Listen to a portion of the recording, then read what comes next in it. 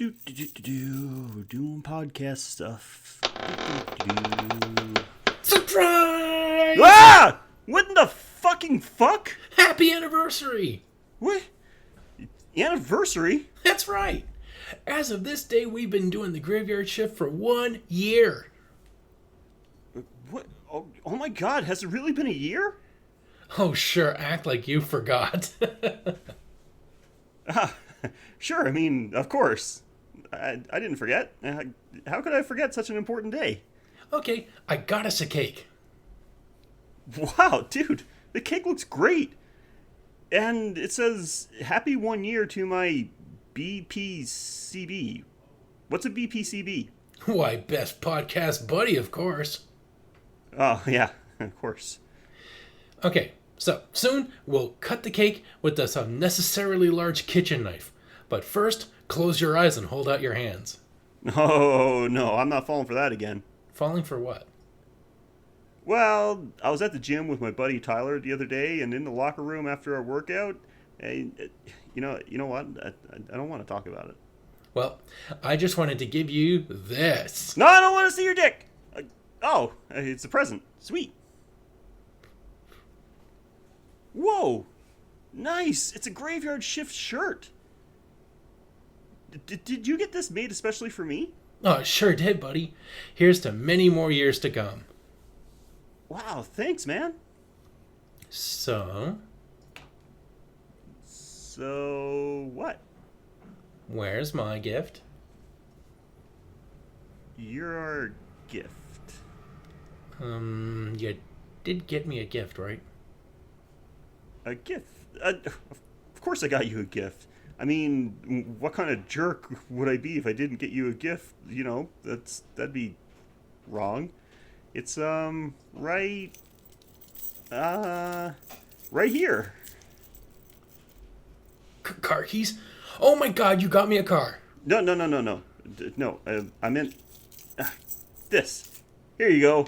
Happy anniversary. A keychain. You got me a keychain. Not just any keychain, a very special one. It says Cuba and has sand in it.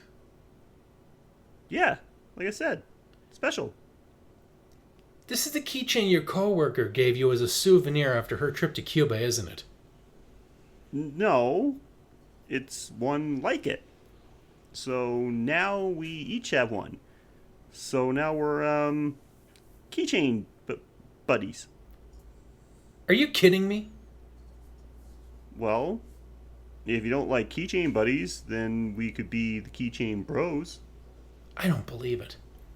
I work so hard for this podcast, and I baked this cake, and I made this gift for you, and you forget all about it? I didn't forget. I didn't think we'd be celebrating. I'm busy most of the time, and you are with the Playing with Power podcast and the Technodrome podcast. It's called Technobabble, god damn it! You are the most selfish guy I've ever known. Whoa, hold on now. You don't care about me or anything I do. I work my ass off for this show, and this is the thanks I get? Mike, what are you doing with the knife? I freaking carry this show, and I do all the editing, and you get the top billing. How is that fair? And now this? Okay, Mike, we can talk about this. Just put the knife down. Oh, I'll put it down all right. Down in your head. No! Oh boy. Oh shit, no. I stabbed him. I stabbed him in the brain. Oh god. Oh boy. Oh god. No. Okay. Okay. Maybe he's okay. No shit. He's most certainly dead. Oh boy. That's really in there. Okay. Oh, fuck. I gotta think of something. I can't go to prison. I'm too pretty. Okay. Gotta think. Can't let anyone find out. Okay. I'm good with voices. It's a podcast. I could just do his voice. I can record the episode, pretend to be him. That'll buy me some time, and I'll dispose of the body afterwards. I can just say he's on vacation, and I'll just find someone to replace him, and no one will ever know what happened here. Okay, how does Sheldon sound? Hello, my name is... No. Hello, my name is... no, that's not it. Hello. Hello, my name is Sheldon, and this is the Graveyard Shift. Horror with Sheldon and Mike. Yeah, I think this'll do.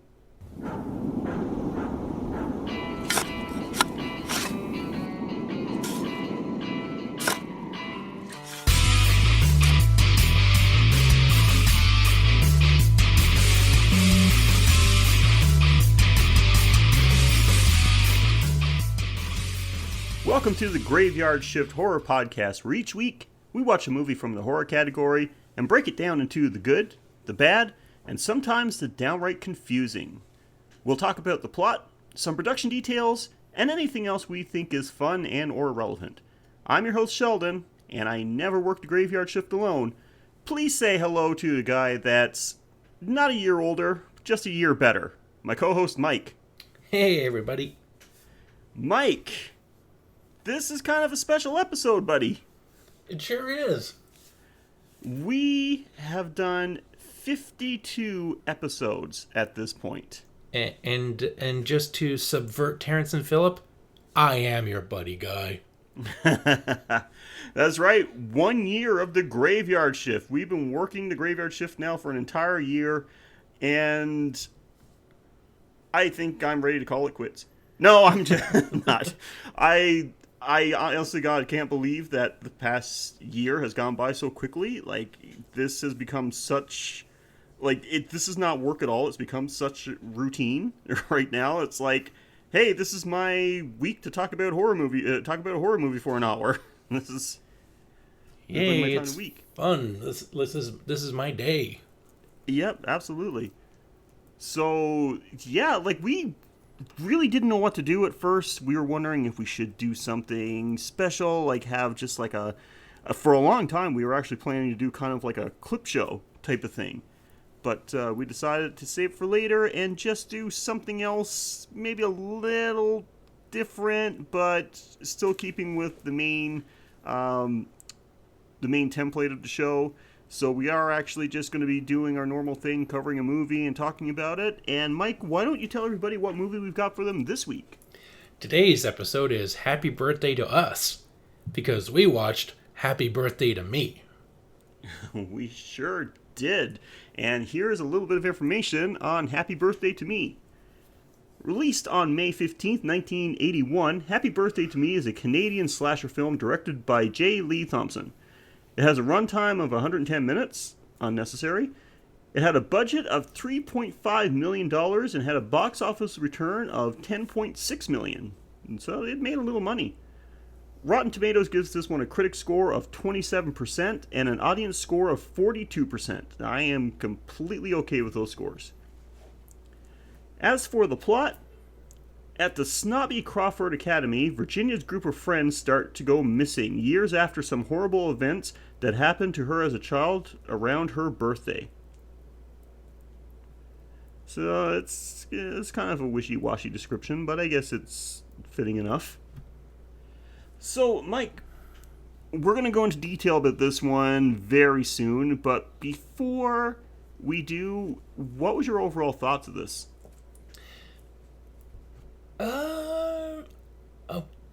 About a 30 to 40%. I gotta say those scores were fine. I was hating this movie all the time throughout watching it, but then seeing how it ended, I'm like, wait a second, was this movie actually have some good points?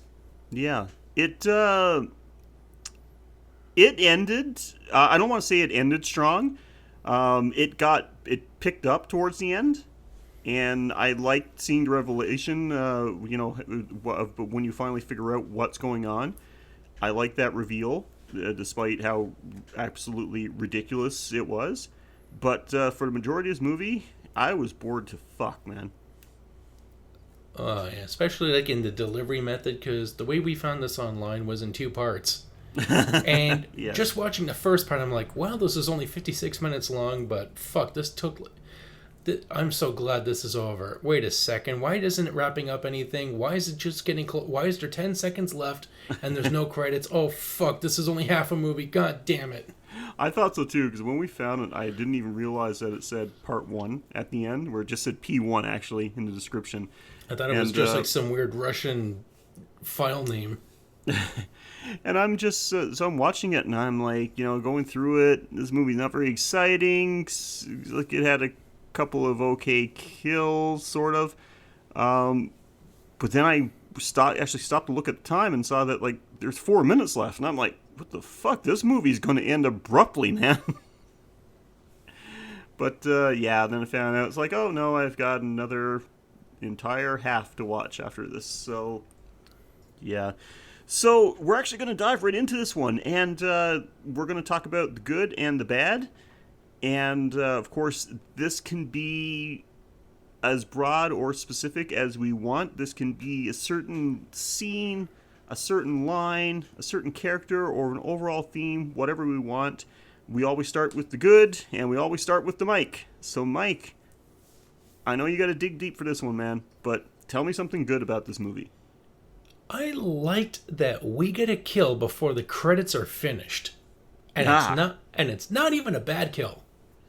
No, it was decent. I mean, not gory or anything like that. Like you see a quick flash of blood.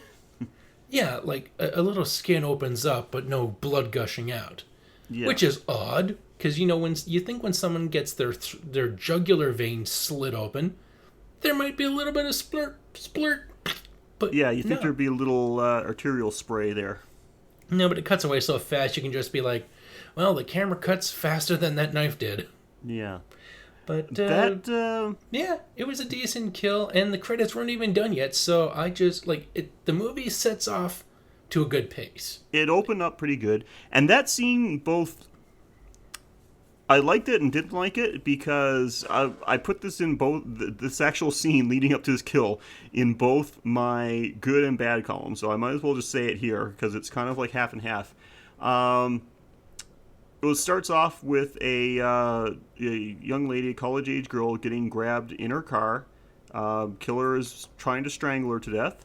And I'm thinking, this girl is so dumb. Like, her feet are literally, while she's being strangled to death, her feet are literally on the steering wheel. There's people walking around.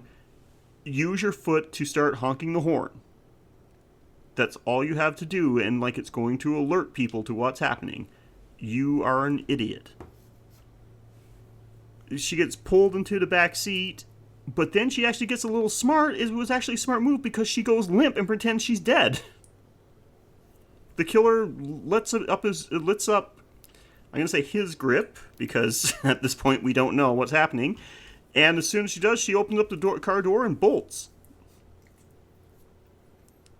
So, dumb, then smart. And interestingly enough, instead of going around cars to hunt her down, goes through cars. Yes. Because apparently everybody in the 80s kept the doors unlocked. Well, yeah, it was the 80s, and I know it wasn't where the movie was supposed to be taking place, but it was in Canada as well, so maybe nobody was locking the car doors. But no, like there was some smart things, like you said. I actually made a note of that the killer, instead of like trying to sneak around cars, were actually like the killer was moving quickly, but yeah, opening up the car doors and like flying through the back seats.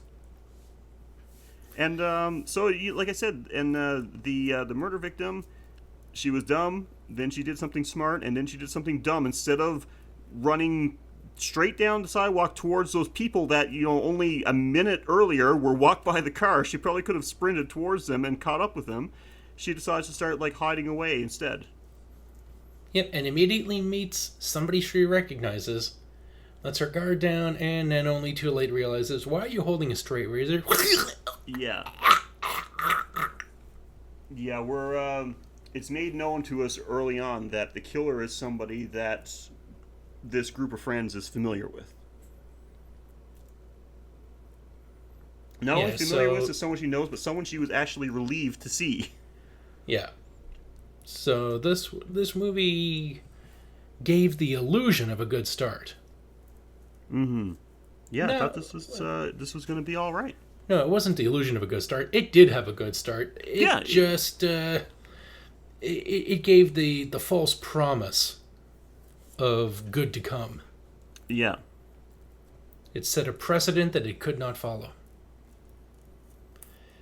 Nope, you And then said the it. movie continues with a bunch of dipshits that, we're just waiting to see die. And some of them, the worst of them, don't even get killed. They just disappear and never show up in the movie again. Yeah, you're absolutely right. So I So think Your Good is next. yeah, so like I said, like that scene was kind of a little bit of good, some bad, mostly bad, I guess, when I think about it, because You took my first bad from that, where woman strangled in car doesn't kick horn. yeah, I think we both mentioned that when we were watching it. So I guess I do want to mention. I usually mention this for the little practical, like as little practical effects that there was. What we did see was actually pretty well done. Any wounds that we did see looked pretty decent. We get to see some decomposed bodies at the end that all looked did the job. Like they looked like what they were supposed to look like. Some good props. Yeah, one really, really decomposed corpse, and then the other one's like slightly decomposed. I gotta give props to the props. Yeah, absolutely. And so it wasn't a lot. Like it's certainly not an effects-driven movie. It's a story-driven movie. Too bad the story is not very exciting. And poorly paced. Yes. But for what we do see, like when it comes to any of the wounds, the kills that we actually do see that aren't cutaways, not bad. Like they didn't try to go overboard. They kept it simple, and it paid off. Yep. So I felt like that it was good enough to mention. Anyway, nothing spectacular, but good enough to make it to my good list. Yep. And my next good is that we get to see the story centers around a girl named Virginia, Ginny, they call her. Mm-hmm. My cousin Vinny. And so they show her having flashbacks because she's fine throughout the first part of the movie, but then they drive over a bridge. She gets totally triggered, has a full-blown panic attack.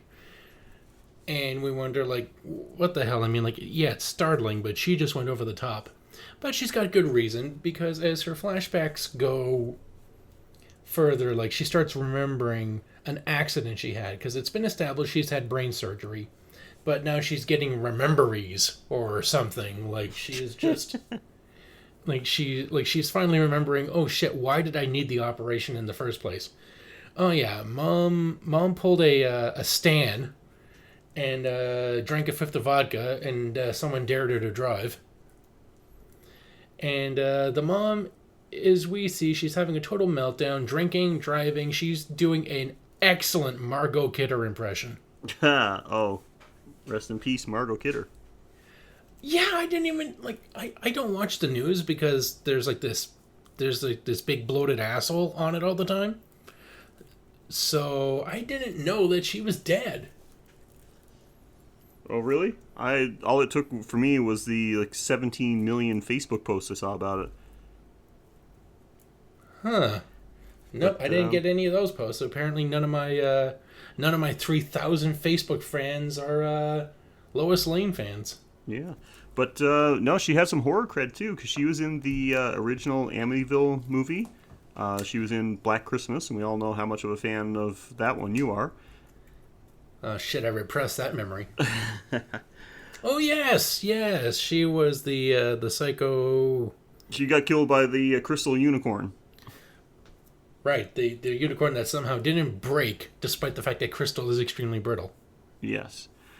But yeah, I think there's some other ones too. I'm drawing a blank right now, but I think she's got a few other horror credits to her name as well. So well, we're gonna have to fill out our roster the way that she fills out that nightgown in Amityville. You've been hanging out with Eric too much. Did she actually show any titty in that movie, or was it just like a big, I don't know. It's been so long since I saw that movie, and I might have saw that. It's been a long time since I saw that movie, and I might have only seen the TV version. So I definitely see any.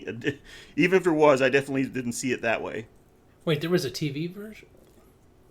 Well, you know what I mean. It's like playing made on, for when TV. AMC does um, their horror fest type of thing, where they're playing like horror movies like 7 days a week for a couple of weeks.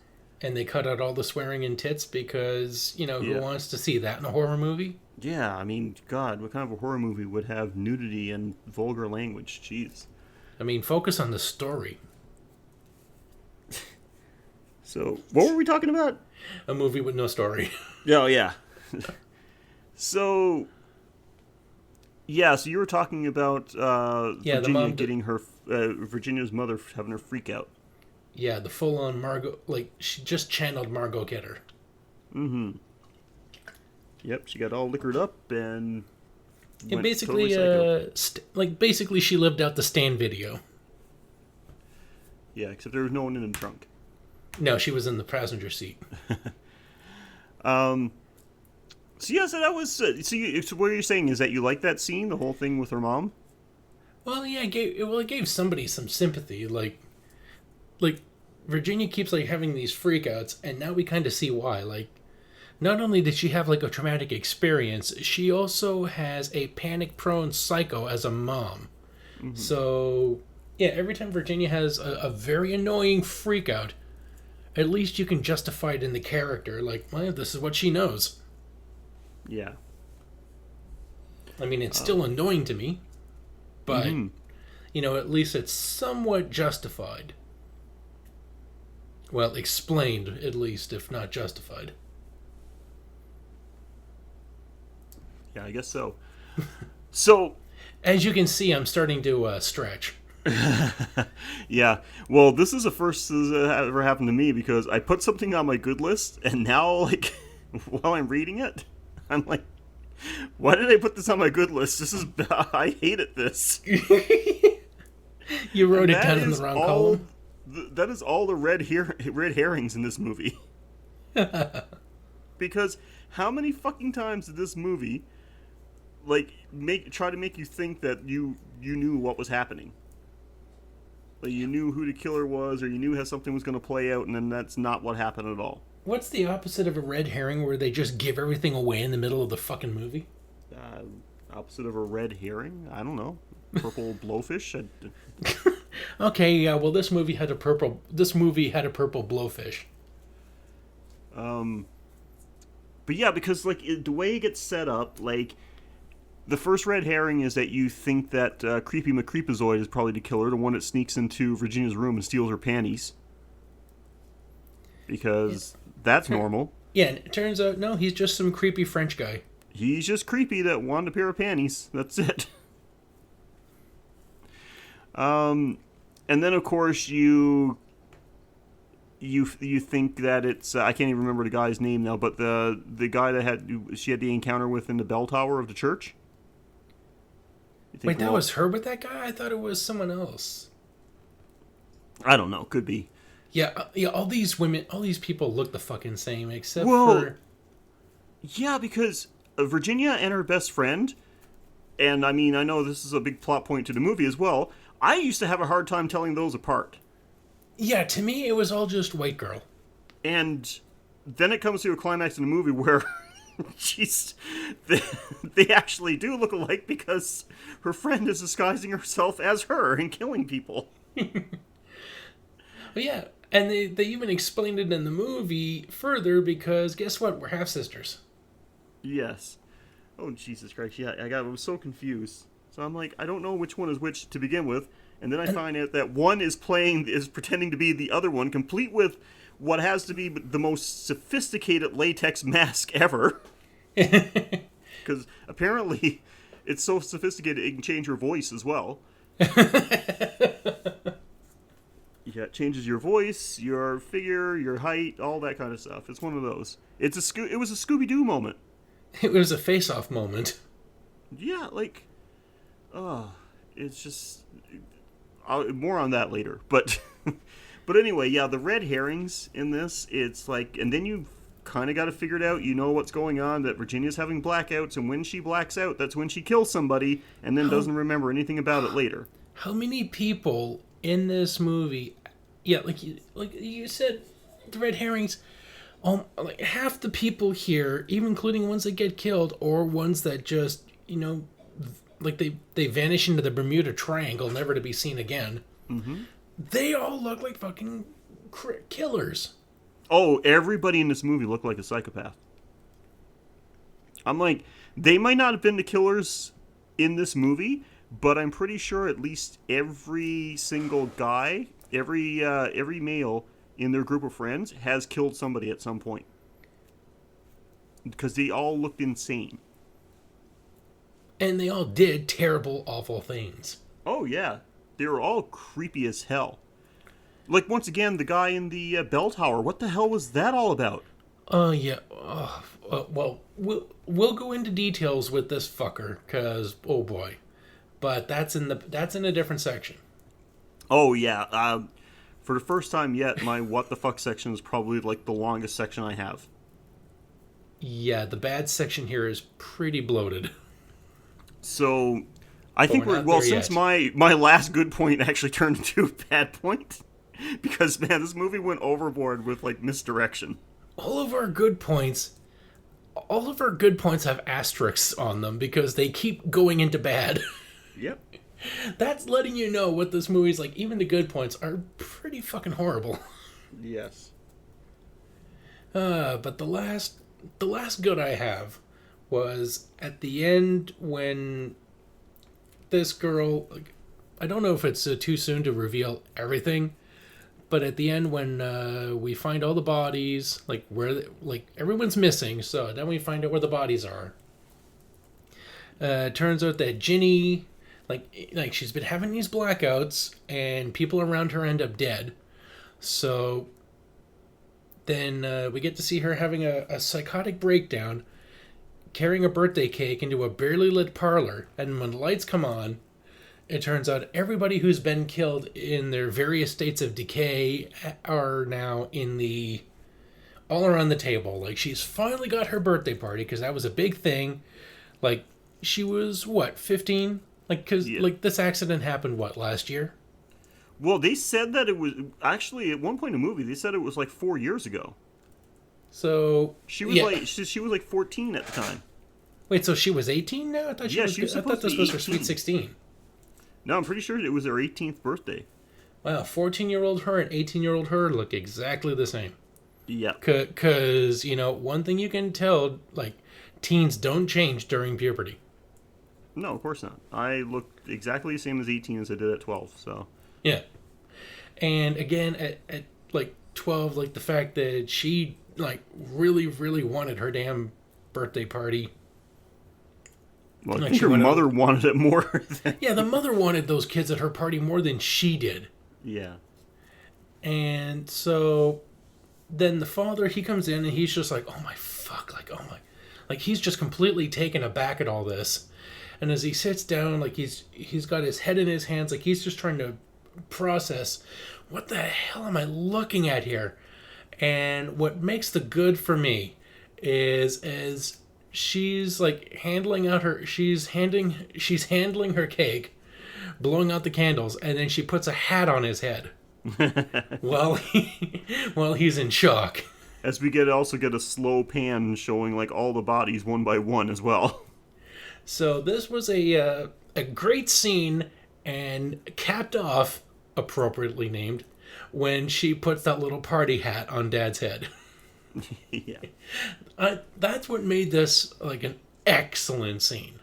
It was a good scene. And all the, yeah, you're right, but all the bodies of everyone that died and disappeared in this movie, all their bodies were laid out, and even the mother's body was the 4-year-old corpse of her mother was there. And yeah, and like I said, back to the practical effects, the little effects that were done in this movie, it was capped off right there, and it was very nice. This scene, I'd never seen this movie before until I watched it this time, but I knew about this scene. I've seen so many screenshots of this, the birthday party scene, and it's very well known. Yeah, this looked familiar to me. I can't tell why, but I must have seen something like this. Or some documentary that was showing this scene, because even though I was really impressed with that, I somehow wasn't surprised. But I've seen so many horror documentaries that. But I'm all out of good. I'm ready to. Yeah, well, I mean, I'm ready to spread the cheeks and release over this movie. well, Now.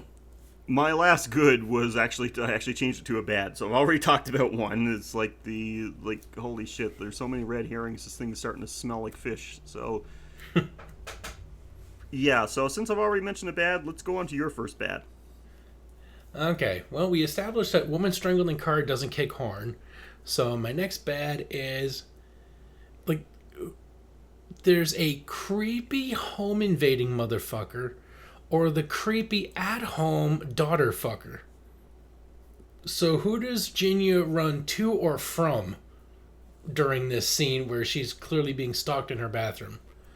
Because it's looking like her dad has like been grooming her for some skeevy shit. One of my notes is right there is don't kiss your 18-year-old daughter on the mouth, please. I don't know what it is about that. I know like it is something innocent, but it for some reason that just creeps me out anytime I see that. No, especially when the dad's just like, I don't like you going out, and like, Yeah. and coupled with, kissing her on the lips, and like he's giving her like a long hug. Yep. A long, very tight hug, and then a kiss on the lips. You kiss, like, a quick kiss on your teenage daughter's cheek, like to show affection, is fine. You don't have to kiss your 18-year-old daughter on the lips. That is fucking creepy. That at that point, that's just like, okay, well, clearly she's replaced the wife. Yeah, there was definitely some weird vibes there, for sure. So, like, again, I wouldn't be surprised if she found out there was a stranger in her home, that she'd be running to him just to get away from dad. Yeah, that, you really thought something was gonna, like, I didn't, because, of course, like I said, I didn't see that movie before. This was the first time, so I didn't know Virginia was going to actually be, like, the lead character at this point. I thought she was about to get taken out. Oh, yeah. But nope, the guy just wanted some panties to sniff, so. Or make stew. I mean, who knows? Like, he's French. Jesus Christ. He's French, so you probably did some cooking with them. So racist. So, yeah. So, next for the bad, just the characters. My God, these people were the most annoying characters ever. This is a collection of some fucking weird people. They're all rich. All these people are rich. They're like the elite people at the school, all hanging out. What do they call themselves? Like the top 10? Yeah. Even though there's only like 7 of them. They call themselves the top 10, but they're not talking about academic wise. Like they're just the top 10 idiots, the top 10 most annoying people, the top 10 most privileged white people. I don't know. Like it's Top 10 most likely to offend. Like there's like the top 10 people who would have a criminal record if they didn't have rich parents. Mm-hmm. Because each one of these people definitely are unstable. Mm-hmm. For sure. And everything like with these guys, everything was a bet. $20 says you can't do this. $20 says this is going to happen. Yeah, we see like the dumbest fucking shit right in the beginning.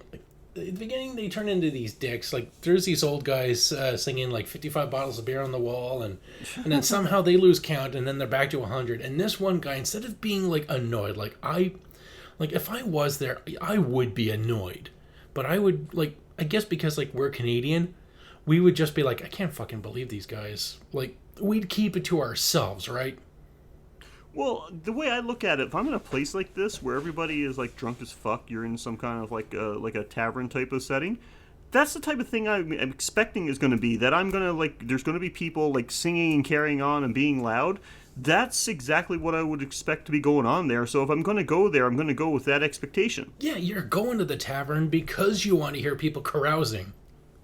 That's just part, for me, that's just part of the atmosphere. If you don't like that, then that's not going to be the place to go. Yeah, you know what? You can just head out to go to a freaking pizzeria.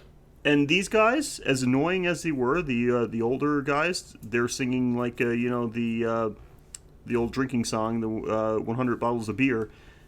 They were no more annoying singing that than any of these actual characters that we're supposed to care about. Except they had the decency to never show up in the movie again. Mm-hmm.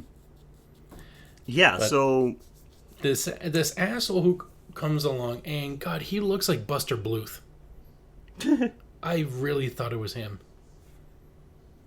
He shows up. He brought a mouse to a bar because he's that asshole. And then some guy decides to palm the mouse and then drop it into a stein and make the shitty guys drink it like as like some fake peace offering, but he's just being a dick. They find it, they drop it, he manages to grab the mouse, they all jump into their cars, take off, but they end up talking in the parking lot because Yeah, so you're these being guys chased by assholes, and then you decide to chat in the parking lot and challenge each other to a fucking game. I made a note here as well. I'm like, these guys, they pulled this prank on these old dudes, like the it looked like some kind of lodge meeting or something was going on. They pulled a prank where they dropped a rat into a stein of beer. They almost get into a riot where they flip tables over, and they're running out of this place as fast as they can to get away from them. And then these guys stop chasing them the moment they reach the door. Did they just give up? I think the waiter, or the what's the tavern equivalent of a waiter? I don't know, bar wench. Well, this was a dude. Bar dude? I don't know. Yeah, bar bag. So the bartender, whatever. He's the only one bracing the door, keeping the old guys from going out. Then there's 70 of them. And everybody is just they get into the parking lot, and then they, instead of peeling out, they chat. Yeah. You're being chased. Do you understand how a chase works? It means you gotta run. And then they just decide, hey, let's play the game. And that's when a bridge is being raised because a boat is going under it. And they decide to drive and see if they can make it over the gap. And the first one does. They're fine. And then the second one, he chickens out. He's just no, I realize I'm not gonna make it. But this last guy, he wants that $20. He's got his eyes on the prize. And he barely, he guns it as much as he can. He flies over the ship, over the gap, and lands nose first in the car. Yeah. Onto the ground. Literally lands nose first. Glass and paint and metal from the hood. It's this guy's grill is gone. His shocks are gone. His headlights are gone. And then a minute later drives away like nothing happened at all. He didn't just destroy his front end. You're not driving away in that car, buddy, but nope. Well, this was in the 80s, back when cars were made out of, good old-fashioned American steel, not this sissy plastic shit. Obviously, cars were, tougher then, but still, we actually saw this thing, the front it's end shredding went to pieces. sparks, glass. This thing, it hits the ground face first. This car drops flat fucking down. Oh, it nosedived. And he's got two passengers aboard as well. And he's got passengers who somehow aren't suffering concussions now. Nobody had a seatbelt on. Everyone, they do a nosedive off the side of the bridge. I'm surprised we didn't see I'm surprised we didn't see a girl fly out of that car. Yeah. And then Virginia, because she's already gone, we established later in the movie, she's gone through this. That's why she's having a full blown meltdown. She tries to throw herself out of the car while it's driving. And when everyone is just Virginia just lives past the graveyard. It's fine if she runs away screaming. She'll be fine. Oh, by the way, Steve, where is he? Oh, he's by the bridge. That coward owes me $20. Yeah, because that $20 is gonna cover the repairs for your car. I mean, you just okay. What would your basic estimation be? You probably know cars better than I do. What's the minimum amount of damage this guy's looking at? And and try to adjust for 80s inflation. Yeah, that's what I'm by today's price. Because, okay, my wife had like a minor fender bender a while ago where she just backed up into something, and all that had to be done was that just had to take off our rear, like the rear bumper panel, just kind of like cover the dents and repaint it. That was it. And that ended up costing us like $400. And I think we got a pretty good deal. Like, I don't think they charged us any taxes. This was, at the very least, this guy did like a couple of grand worth of damage to his car. If there's no mechanical damage. I'm talking about just like cosmetic damage. Fender, grill, Yeah. headlights. Like, not talking about structural damage or mechanical damage, just cosmetic work, just replaceable parts. Yeah, headlights, shocks. Yep. And without a doubt, today that would have been like a couple of grand at the very least. But no, he got his $20 for jumping the bridge, so good for him. Like at minimum, like $1,200 in 80s dollars. Yeah, And that was a sweet car. Like these are some.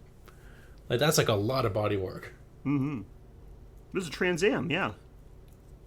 Yeah, so at least $1,000, but man, it's worth it for that 20. But yeah, I was expecting to see the guy with the rat try it on a scooter. That's what I was waiting for. He just comes flying out of nowhere and lands next to him and like flips him off as he drives away.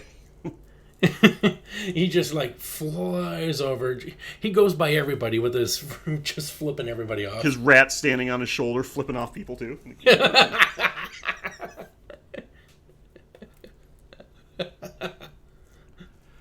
Okay, so all right, what else for the bad? What else can we possibly talk about? Oh, God. Okay, mine kind of ties in with I said these characters are shitty, and the people playing them are shitty as well because, man, this is some god-awful acting going on in this thing. I'm not sure if this is everybody's first movie that was in this thing, but holy shit, everybody's overreacting to stuff. It's just insanity. People are just gone nuts. Like, I think all the direction for every male character, at least like the kids, was just you're full of energy and horny. It's like And his just play only it from there. his only acting direction was angry white male entitlement and go. Yeah. Oh my god, like I remember like seeing movies like this, especially these like basically all of like the typical like 80s 80s low budget teen movies, especially horror movies, and thinking like even as a kid, is this what I'm going to act like when I'm a teenager? Like, cuz I don't like this. Like, I hope my dolls come to life and kill me like Chucky so that I don't have to live to become these assholes. These people looked insane. They acted insane. Like, everybody looked, maybe it was because of the 80s, but everybody looked like they were like hopped up on coke the whole time. Yeah, and the women weren't too different either because it's like their acting direction was and screaming. Screaming or act like you're bored as fuck. And not even like good scream queen. Like a scream queen can pull off like a good howl that's well timed. That's what makes them a scream queen. It's when that musical sting is building up and there's like a moment where all you can do is just like ah! But like when Virginia's having her little memory flashbacks, that's when she starts screaming like, "Oh, you fucking operated on me! You cut my brain open!" Ah! And I'm like, yeah, that's what surgery is, you dumb asshole. Yep, that's called brain surgery, genius. You had a damaged brain and they surgeried it. Surgery, that's not a word, but Yeah. fuck this movie. Yeah, you got surgered. Yeah, exactly.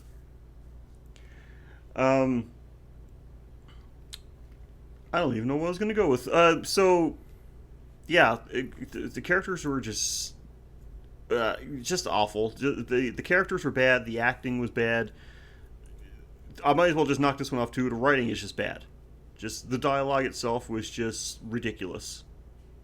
Oh So shit, yeah. that $3.5 million budget that it had did not go into any of those things.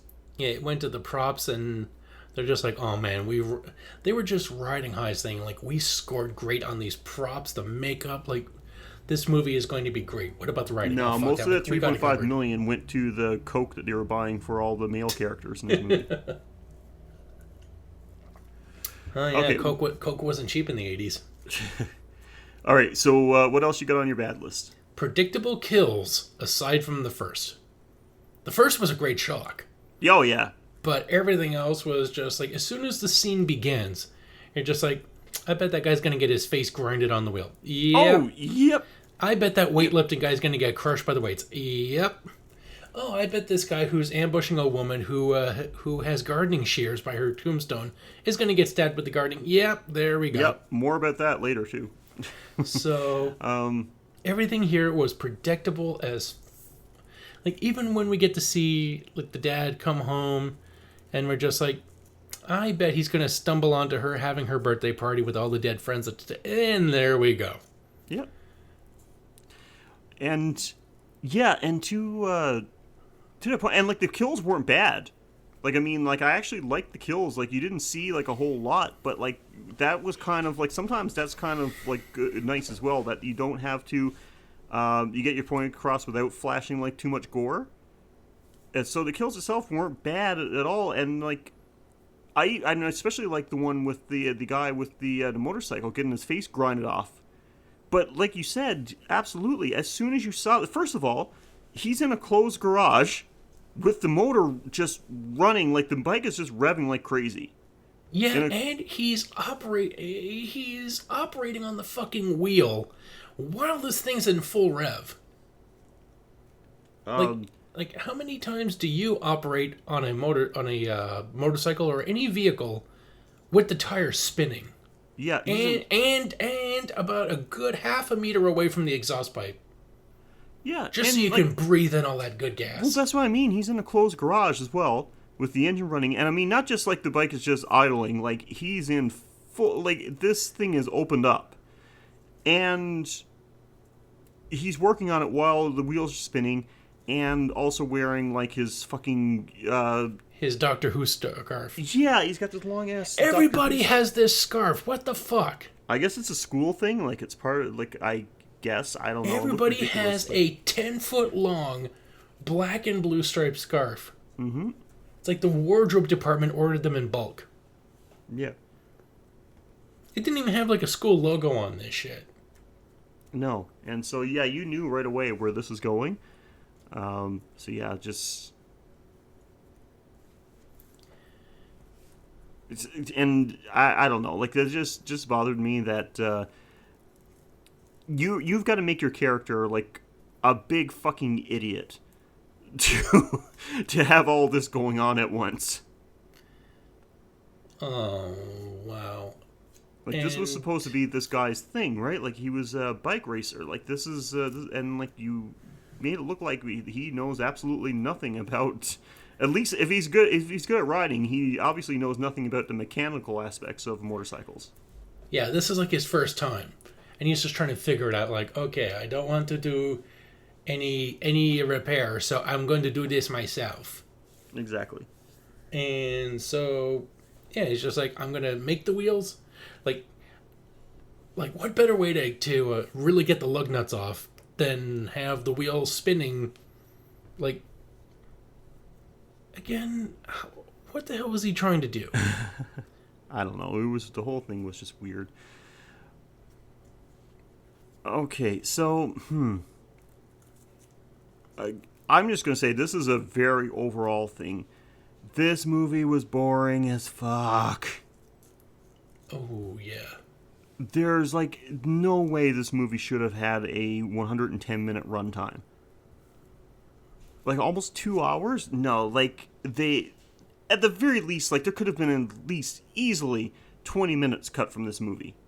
There's so many scenes where people are just sitting around talking about, like, nothing. Like, scenes that had no purpose, didn't go anywhere, and were just boring as hell.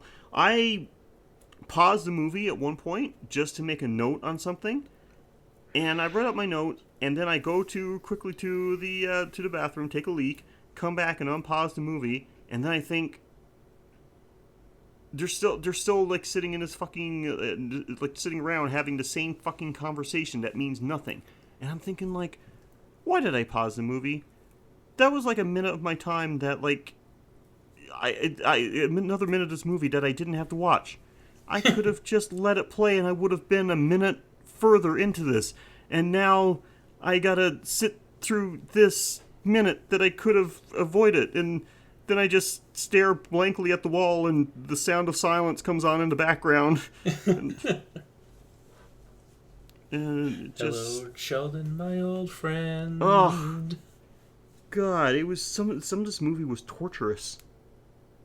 Like, just pick up the damn pace. You don't need get to the story. You got a story, and you got the premise, and you got some kills. You don't need to have these idiots standing around talking about nothing. Having this girl, anytime she sees blood, she has a fucking freak out and remembers her operation, and she's pissed about this? Like, it means your brain is getting better, you dimwit. Yeah, you're healing, you're recovering memories, your brain is doing what it's supposed to. I'm gonna have more to say about that in a little while. Oh, and then the guy I really wanted to see get killed, but no, we got robbed. We got fucking robbed on that. Was this shitbag who does a terrible Peter Lorre impression. Oh, Jesus, yes. He takes the girl to the bell tower, and he starts, like, rubbing his hands together, and he's like, "Oh, yes, Sam. You see, I'm going to be..." Like, I don't even know what the fuck he meant by that. This is, no. This is somebody that's never actually seen Peter Lorre. It's just somebody that's seen other people do impressions of Peter Lorre. And they're like, "Oh, yeah, the Igor guy. I can do that." It's like, you dumb fucker. Don't even get me. No, that was like a Sheldon level of impression right there. That does not belong on the screen in any capacity. And the worst part is, like, this is when the movie gets cut off. So I had to spend, like, a couple of hours trying to get the other half of the movie playing because my modem fucked up on me. Like, the movie gets cut out because of the cutting that this upload had. And my internet was fucked up, so I couldn't watch the other half, like, right away. So I kind of lost track of what was going on, but apparently, like, he tells her, "I have a knife." And then he starts walking towards her, and we just think, oh, well, okay, obviously this guy with the 1,000-yard stare who says, "I have a knife," and is walking creepily towards her, is going to hurt her. And then we see blood appear in the bottom of the church, like they're in the belfry, and blood is coming where the rope should be. The guy pulls on the rope, it's cut, there's blood on it, and then we get to see, I thought he was with Anne or somebody in the bell tower, because we get to see Ginya in the hospital. I guess she's visiting the doctor, and then she sees this guy getting wheeled in, and, like, he's covered in blood, and that's when she has a friggin' meltdown. But then, later on, she sees him and asks him, like, what happened?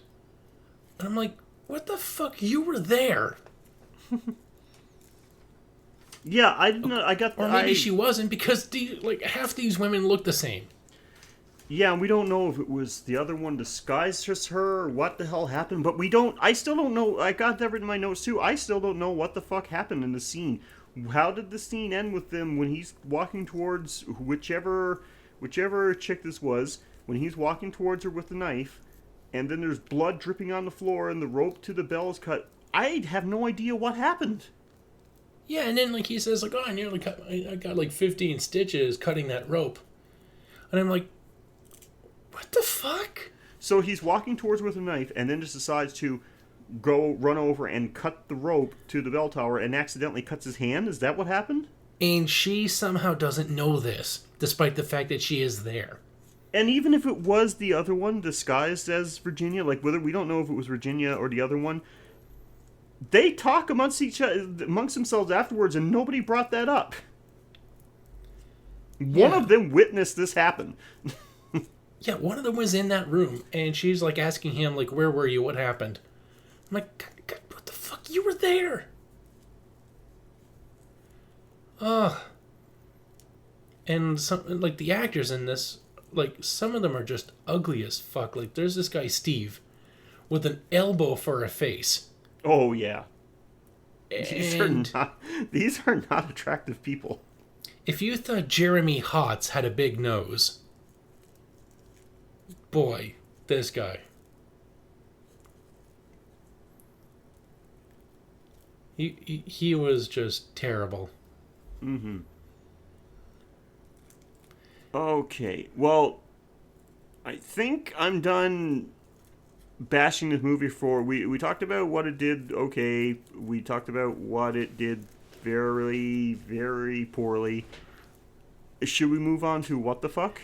I got one more bad and I'm ready. Okay, let's do it. The dad, when he's gone in like the flashback, when she's in her 18-year-old / 12-year-old self, calling him, crying like, "Oh hey, everybody's here. We're having a great time," and she's she's crying as if she's like burying a pet.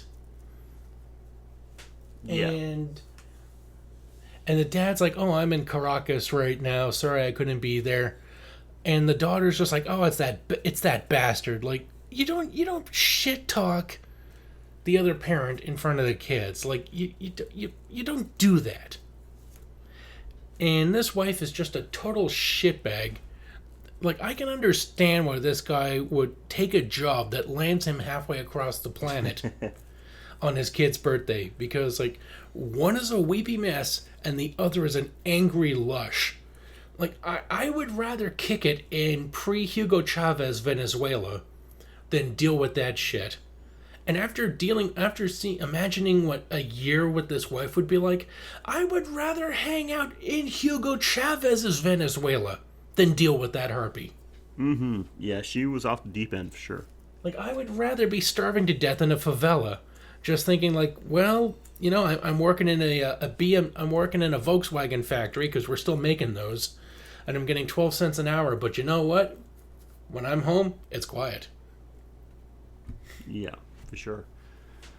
Okay, so Mike's favorite column, what the fuck? Oh yeah.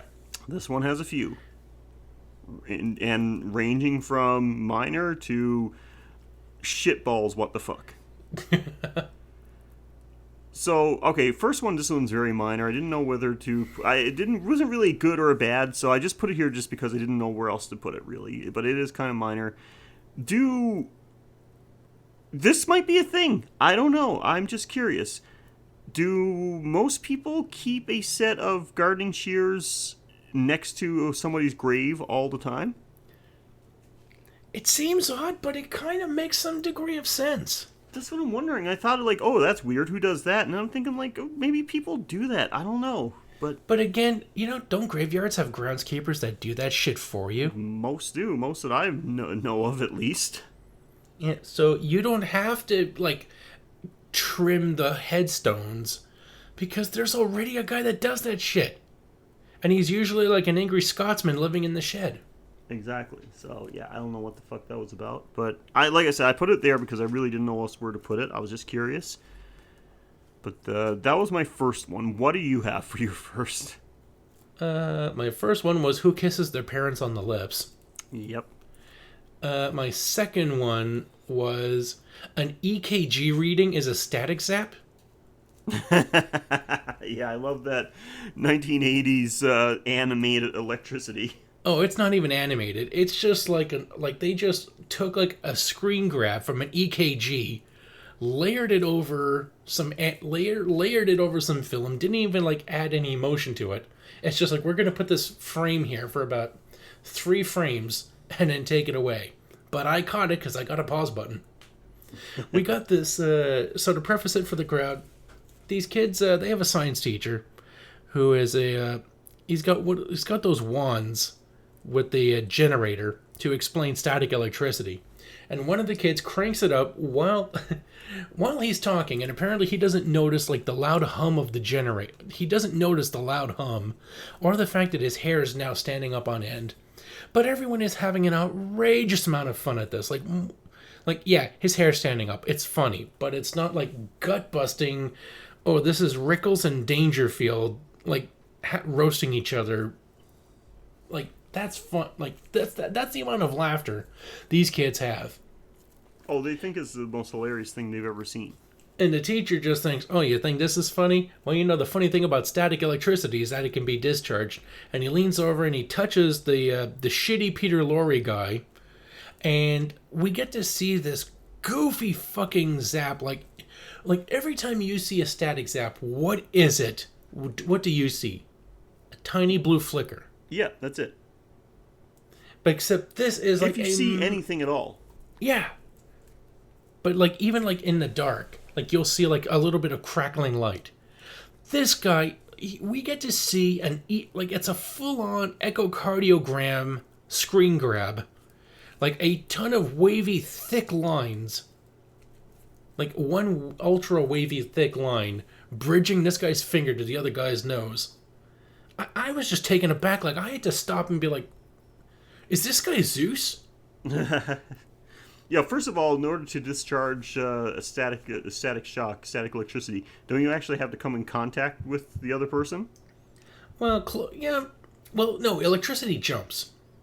I don't think, does it though, for like just like a static charge like that? I mean, this is not like at to the amount of wattage where it should be arcing. When I do laundry and I forget a bounce sheet, I can like reach for a hanger, and before I touch it, I get bolted like a motherfucker. So, yeah, that electricity, it jumps. Even at a small dosage, it leaps. But still, like, to be that thick and that white, I mean, this is like a full-on like a high school play of Zeus with the cartoon with the cutout thunderbolts. Like, you don't expect that shit from a finger zap. Yeah. Well, sure, it looked ridiculous, yeah, and unnecessary. Like they could have just had him touch the guy on the forehead and just make like the click, like the pop sound. That's all you had to do. They just made it look absolutely ridiculous.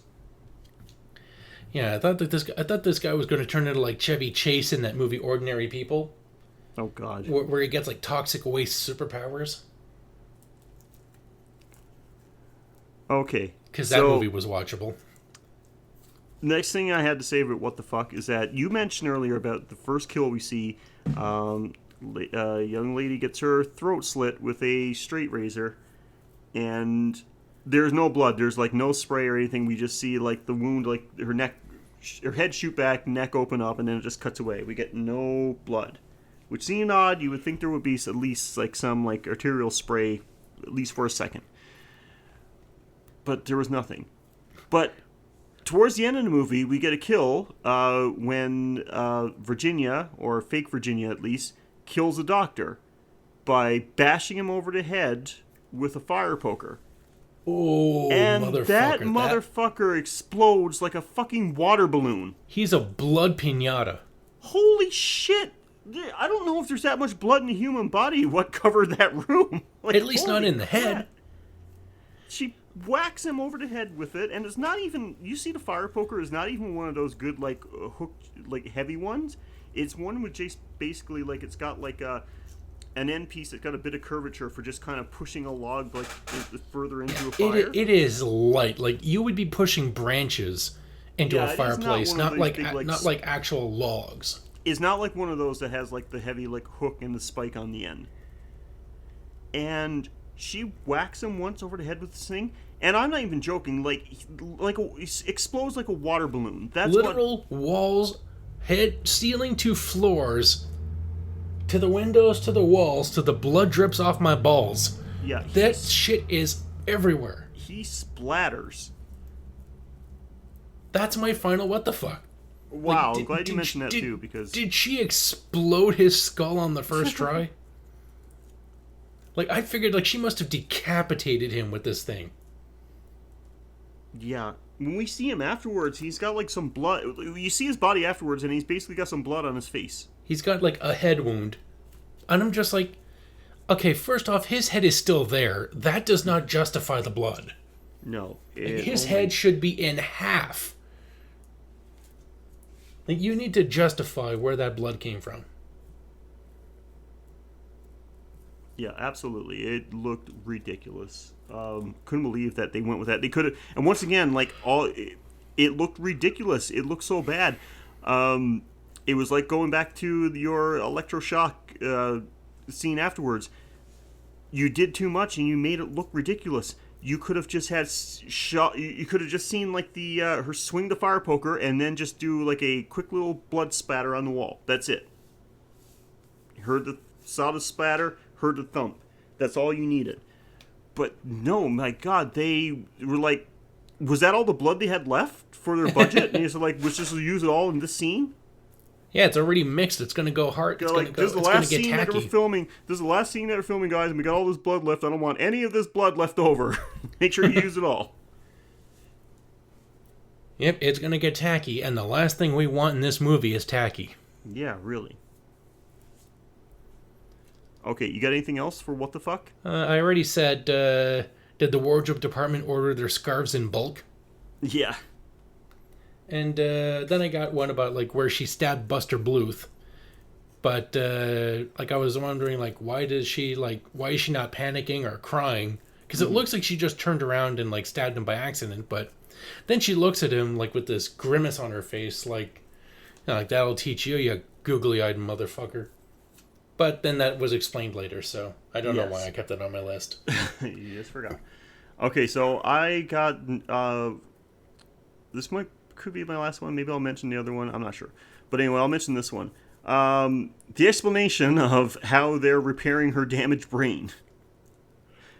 You mean when it starts growing in her skull? And like starts coming out like a kid's fun factory. Well, that like all of a sudden her brain like grows like two times too big for her skull, and when they have her the little like their little they make their little hatchway in the top of her skull. But just the explanation of the procedure itself. This is literally what the doctor said. It's like, well, basically the experimental treatment we've used on you is based on how a lizard can regenerate its tail. You see, when a lizard loses its tail, it somehow creates some kind of static electric shield around the area until the damaged cells replace themselves. Yeah, they send an electric signal to the brain to stimulate cell growth or something. Yeah, and we use that same procedure to help repair your damaged brain. Well, that explains why it's growing out of her skull like a fucking Play-Doh fun factory.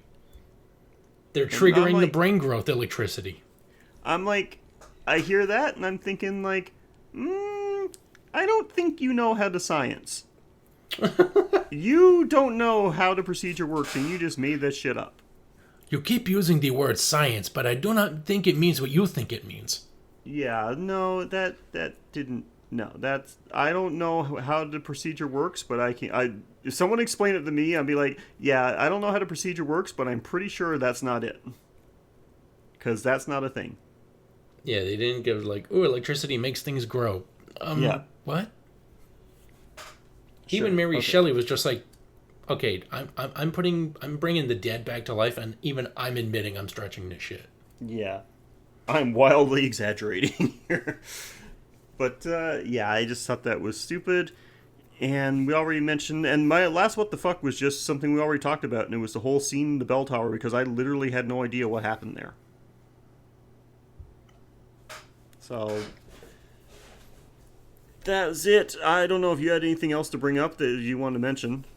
No, I don't want to talk about this movie anymore, but I think we still got a thing or two to cover. We got something, but before we do that, I guess we might as well tell them how it ends. Yeah, well, this is what I didn't know whether or not to mention, but I put it in my what the fuck because... It turns out that Virginia and her best friend, was her name Anne? Yeah. They're actually half sisters.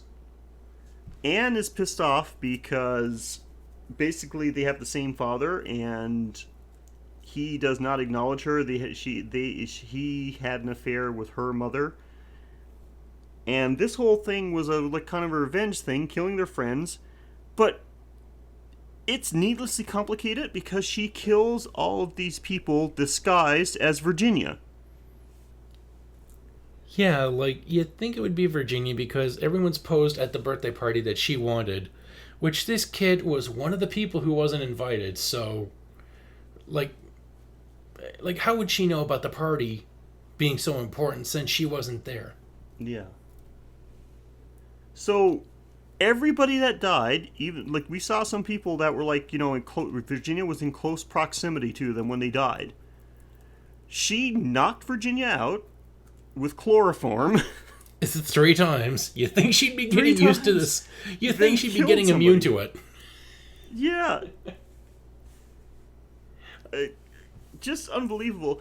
And then we have no fucking idea what's going on when we get to this party because all of a sudden there's 2 Virginias. What the fuck is going on?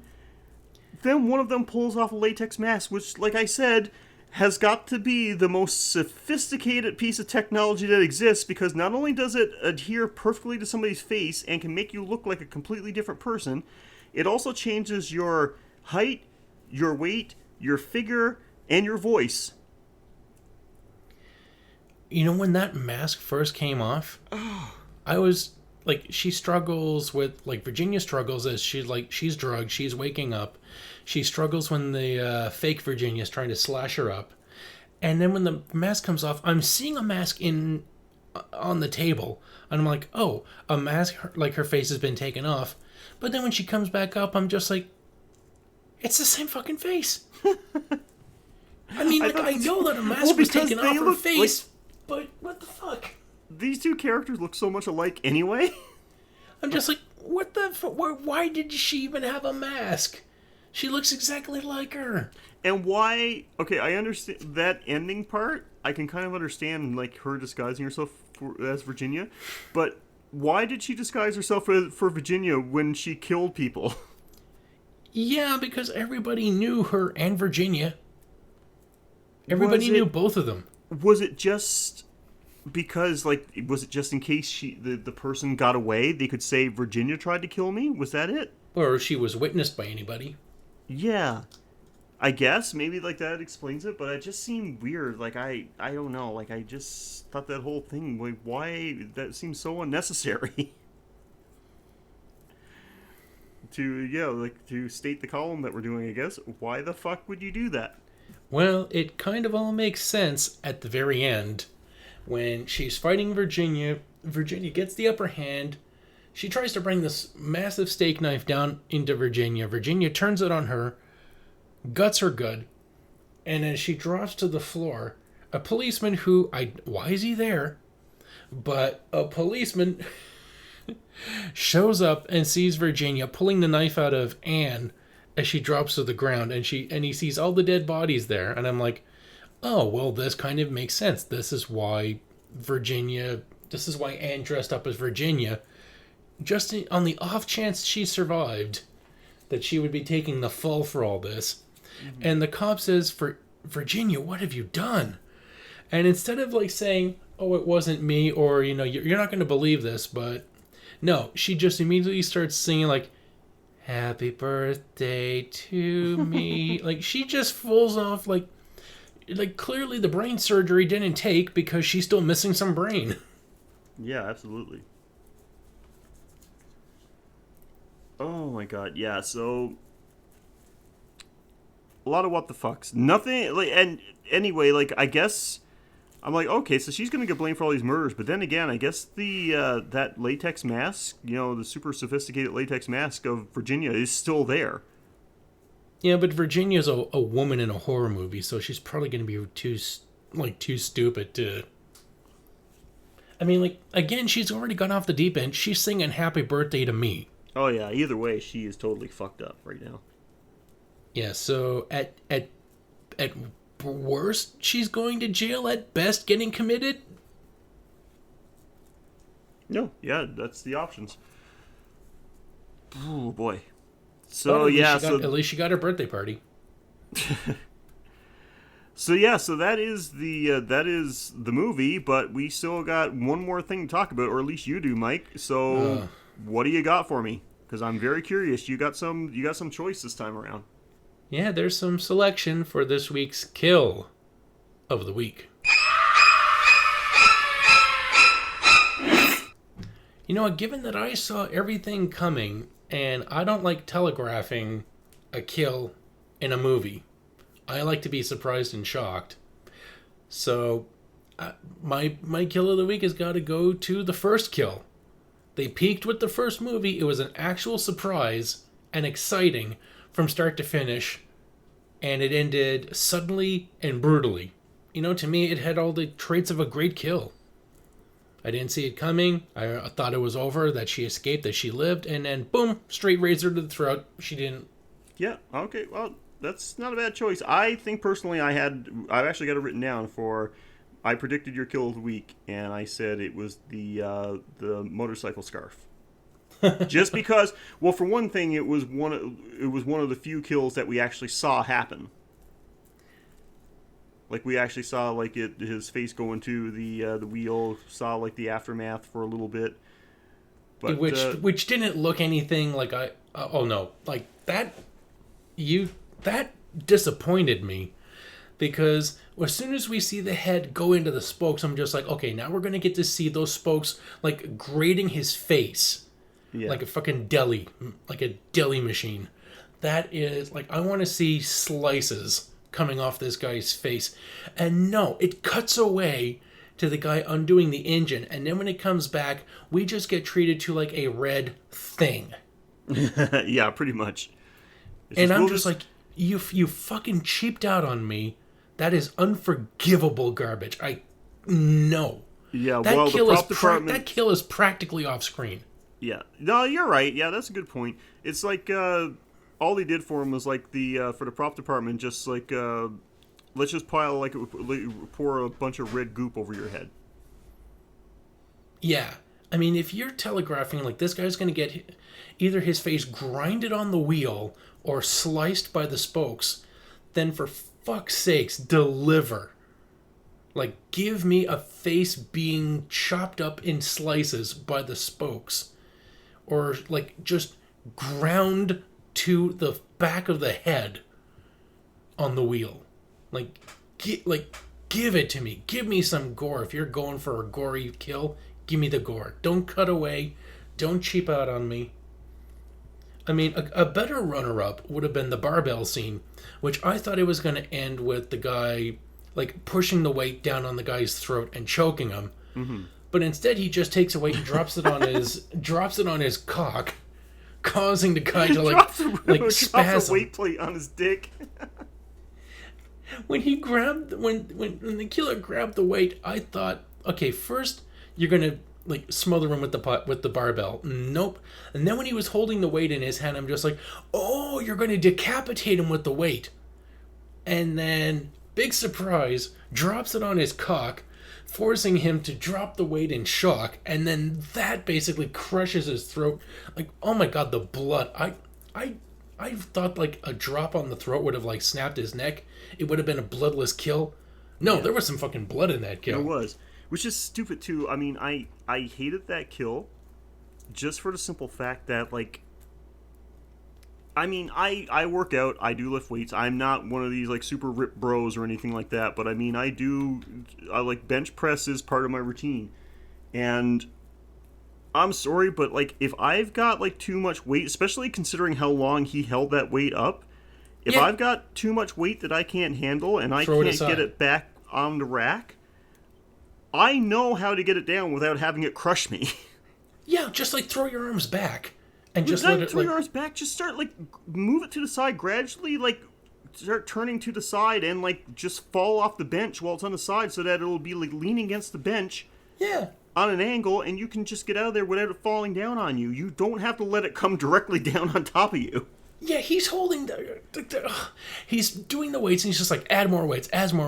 Like, it's just fucking stupid. Like, you're supposed to do reps on it, not do, like, how many can I hold up at once? Like, no, you're supposed to do repetitions, right? Exactly. But this fucker just keeps saying, like, put all the weights on it. And then when he does, then the guy pulls the rest away. And then the guy's holding the weights up and he's like, put it back, put it back.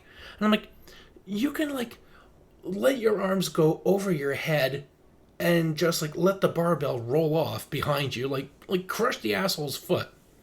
Or just, like, hold one arm up, let the other arm go down, and just, tip it to the side. Like, anything. Like, let go of the fucking barbell. Yeah. The only time I've seen, like, I've actually saw this happen in real life. I did actually see somebody drop the weights, drop the barbell on their face when they were doing a bench press. And it was a girl. This lady, like, this is actually when I was in high school. This was when I was a teenager. I saw this. She's bench pressing and thought she had the bar. Like, it wasn't a lot of weight on a bar, but enough. There She lost her grip. Might have been like, maybe like 50 pounds or so, which is enough. Thought she had it put back up on the rack, but only had it like put on the edge, and took her hands away, and it just immediately like just falls off and onto her, right directly onto her nose. Oh. Her nose split open on both sides, and blood just flew everywhere. That was pretty horrific. That whole scene sticks with me to today. I remember like every moment of that scene. Like, that, I don't want to call it a scene because it sounds like I'm watching a movie, but like I remember every moment of that like perfectly. Holy crap, that was horrific. We thought she was gonna die for sure.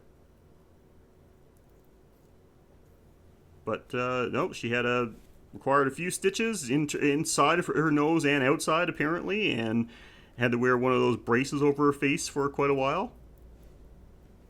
But she made a full recovery. Yay, happy ending, unlike this movie. Yeah. So, but anyway, like I said, like, I mean, it can happen that you can drop weights at your, but like not. If he was strong enough to hold it up that long, he was strong enough to like slowly lower it down and then just kind of like push it off of him. Yeah, this guy's that kill made no sense. He's begging to be killed, so yes, he's an idiot. Gross stupidity disqualifies you from an otherwise neat little kill. Like, if he was doing weights, like, okay, here's how you could have saved that scene. He's doing the weights, he's handling them just fine. Then, out of the blue, slam a weight on his cock. He, like, shudders and then drops the weight on his throat. Yeah, not expecting it. That would have totally happened if he wasn't expecting it. That would have made this the kill of the week. It would have been a brilliant kill, probably one of the best in horror history. Mm-hmm. But no, they just shits on it. But like, I'm holding this thing over my head. Please help me.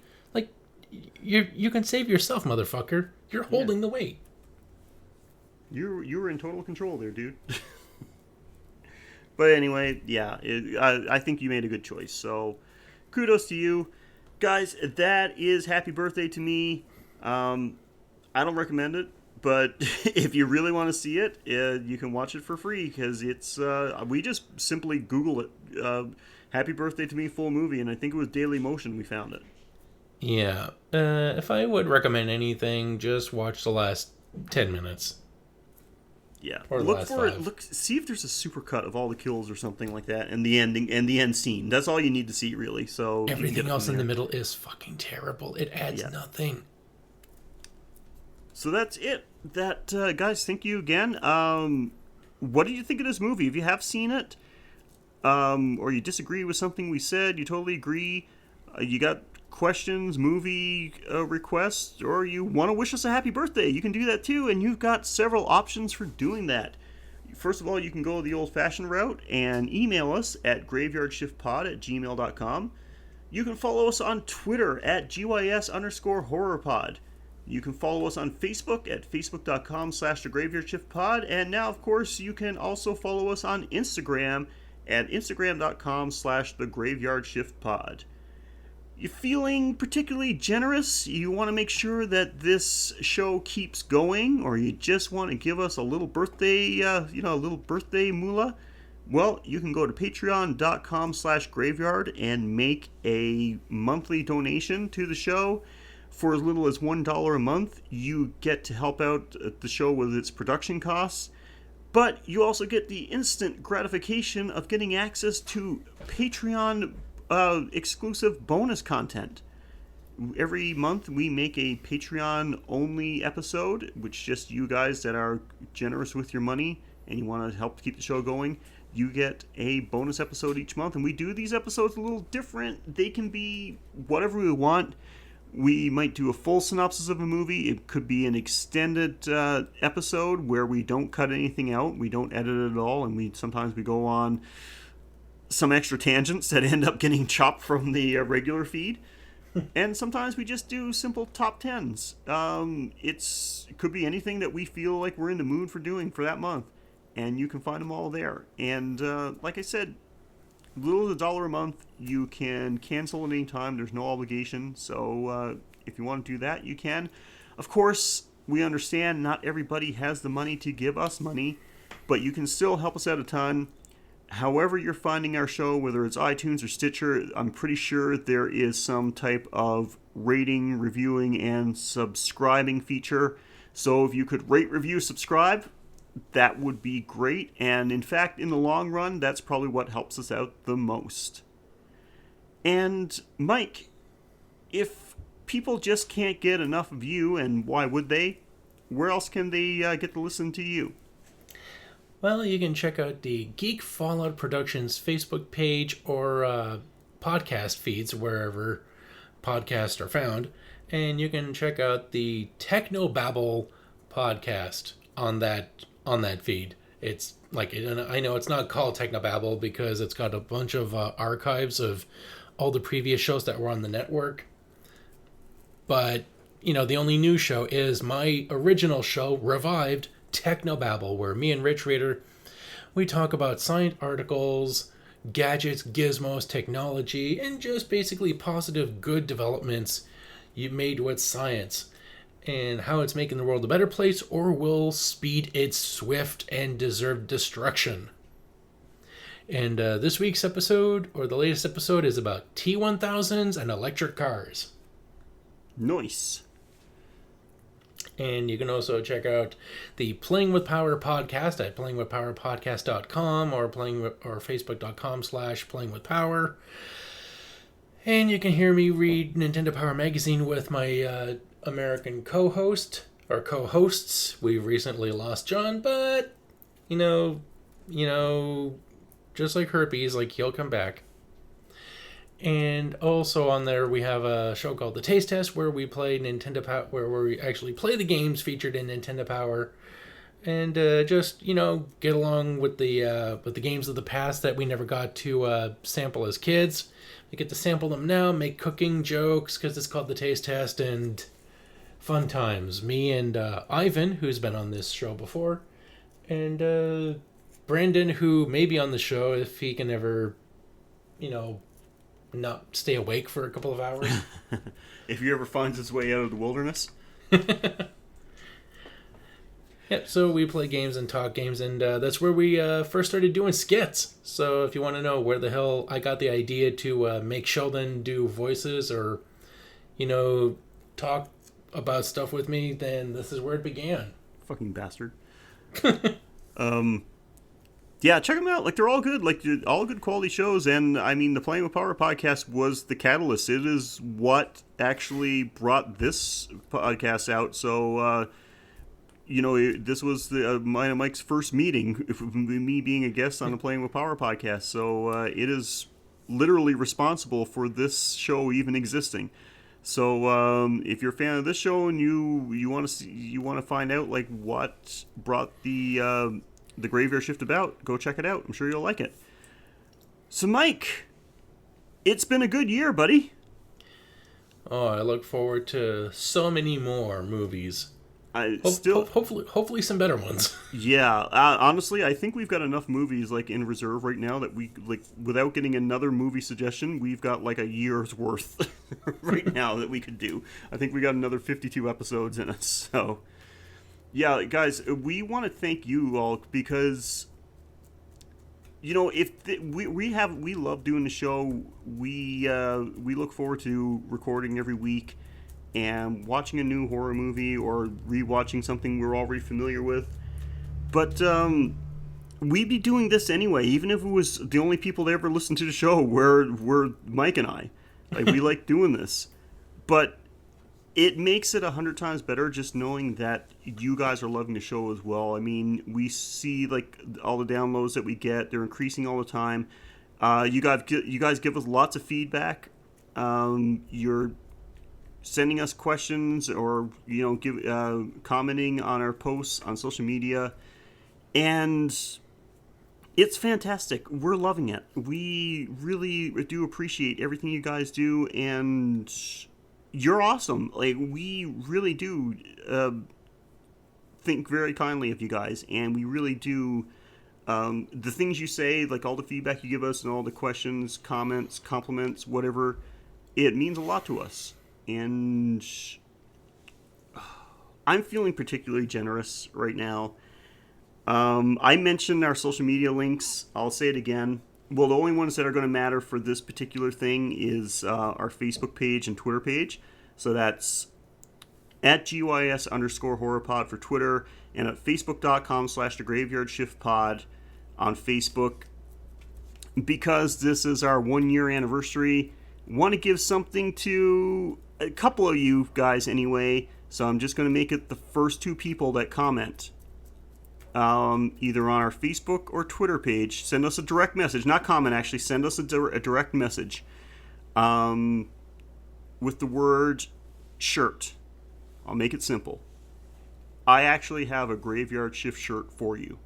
The first 2 people do that, I'm going to send you a Graveyard Shift official licensed Graveyard Shift t-shirt is going to come your way. Yes, you're giving them the shirt I gave you, you fucker.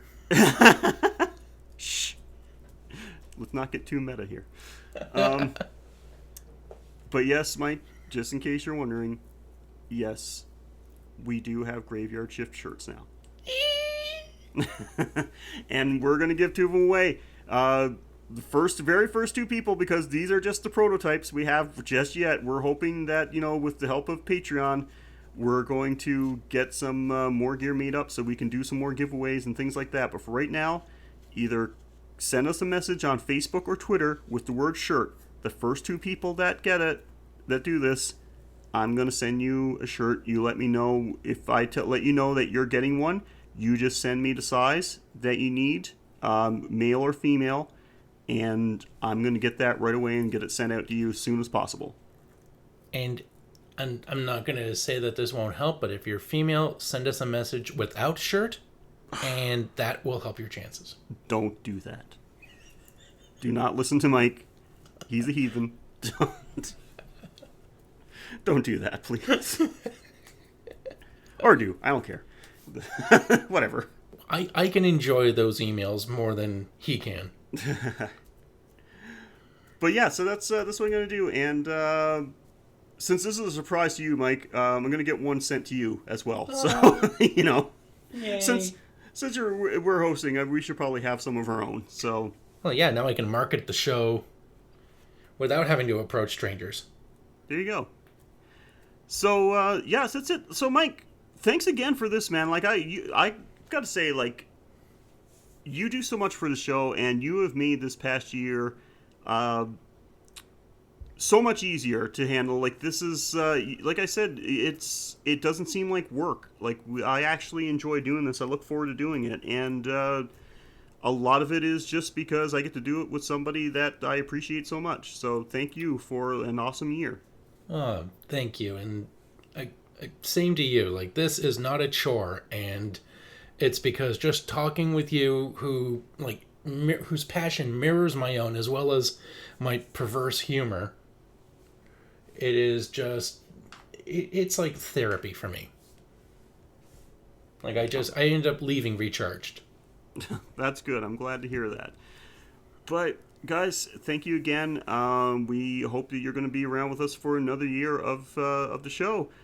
But we're going to be back next week with another episode and another movie. Until then, I'm Sheldon. And I'm Mike.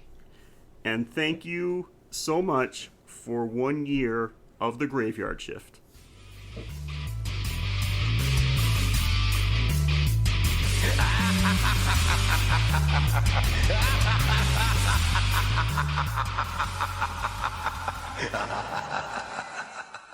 Titties.